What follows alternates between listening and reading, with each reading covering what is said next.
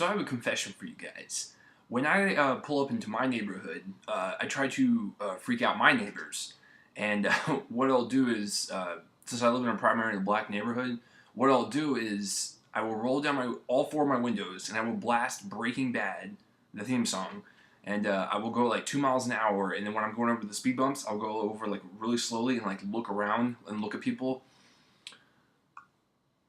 I kind of look at it as this, like I do that to see if I can like make myself appear like 10% more terrifying to my neighbors than I already am,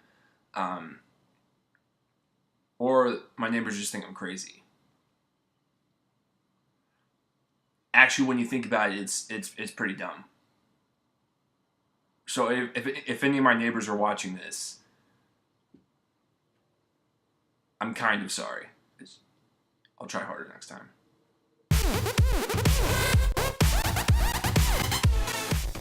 Welcome to Real Reviews. I'm Chase Lee. I'm here to review Neighbors. This is directed by Nicholas Stoller, who also directed Forgetting Sarah Marshall and Get Him to the Greek, which are two amazing comedies.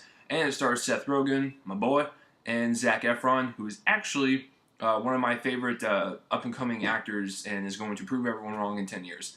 So, is this movie funny? Because this is a comedy, so you only go for this to be one thing, to be entertained. Yeah, it was entertaining. I had a lot of fun with it. What it felt like to me is maybe I'm just burned out over Seth Rogen comedies. But some of the humor did feel forced. It felt raunchy to be raunchy. And I don't mind that, ever, as long as it's funny. But when it feels forced, sometimes it just doesn't work. And that's where most of the problems lie with me for this movie. It's just that some of the jokes just felt forced and just felt raunchy to be raunchy. That's basically my only complaint, because the thing is with comedies, as long as it's entertaining, then you're fine.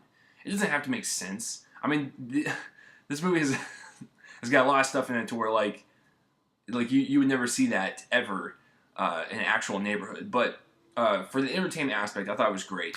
So in terms of the directing, Nicholas Stoller, not my favorite comedy of his. My favorite comedy is always Forgetting Sarah Marshall. But this one's a valiant effort. It's very entertaining, and he gives a lot of the actors free range to improv. I'll guarantee you that, because a lot of scenes did feel improv. You know, the typical Seth Rogen improv-ness, I guess. And Zac Efron, that kid is pretty funny. And he's always been a pretty decent dramatic actor. He's just going to grow from here.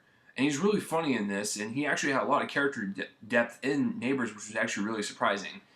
So, you know, just if he keeps doing movies, like, he will become better, and he will become like a Matthew McConaughey, where, you know, he was pooped on for like 6 years straight with those rom-coms, and then, you know, he jumps into the McConaissance, and Zac Efron will jump into that, the Efronaissance.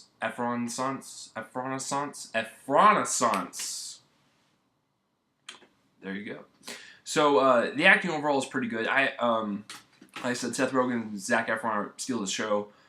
Rose Byrne plays Seth Rogen's wife. I thought she was really funny. I've always liked her. Like, ever since I saw her in Bridesmaids, and I think she's really cool in the Insidious movies. She's just a babe. Like, she's so incredibly hot, and she's just really funny in this, and I just like Rose Byrne. Most of the frat members you won't really know, except for Zac Efron's right-hand man. It's Dave Franco, James Franco's brother. He was also in 21 Jump Street. He's pretty good. I mean, he just has to keep practicing comedic timing more, and he'll like nail it to a T. But as of right now, you know, he's kind of like, he's there, he's entertaining, and he looks exactly like James. Like, it's freaky, like super freaky. Christopher Mintz-Plasse is one of the frat members. You know, he's McLovin from Superbad. You know, he has his moments. He's always pretty funny.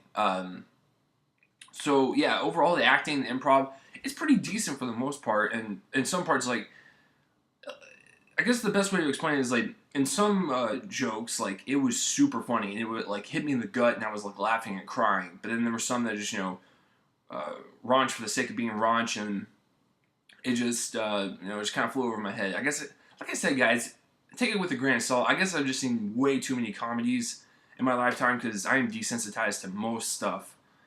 It's incredible. Not really. That just means this is more damage than I thought. So, I mean, you'll probably think it's freaking hilarious. Like I said, I thought it was entertaining. I thought it was pretty funny. So overall, I'm gonna give this thing. I'll give it a 7. I'll give it a strong 7. I think it's a solid, entertaining movie. And if you're a Seth Rogen fan, go see it. And if you're a Zac Efron fan, or if you're on the fence of him, go see it. Trust me, he will surprise you. Yeah, pretty entertaining, decent little comedy. So, have you seen Neighbors, or if you even want to see it, comment that place rub below my face and let me know. And as always, thanks for watching Real Reviews. I'm Chase Lee, and please don't take my advice of rolling down your windows and playing Breaking Bad in a black neighborhood, because you'll probably get shot. Okay, I'll see you guys later.